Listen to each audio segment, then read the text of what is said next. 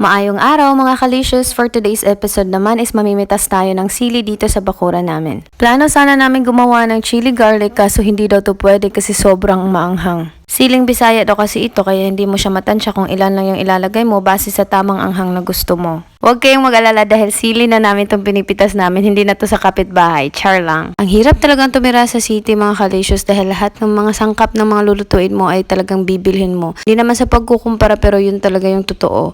Kaya sa mga gaya namin na nagtitipid, kapag nakauwi kami sa bukid ay nagdadala talaga kami ng mga bagay na pwede naming dalhin para hindi na kami bumili at mas makatipid pa kami. Ang sarap tuloy ibenta ng mga siling nakuha namin, ang mahal pa naman ng siling ngayon. Kadalasan nga nabibili namin dito is nasa 10 pataas is 5 pesos na yun. Diskarte at para-paraan na lang talaga kapag nakatira ka sa syudad. Minsan nga is nagtatanim kami sa gilid ng bahay para hindi na makabili pa ng iba't ibang gulay. Kung ako nga ang papipiliin, mas gusto ko na lang tumira dito sa bukid kaso nga lang yung trabaho ko ay hindi pwede dito. Yun lang mga kalicious, amping lagi!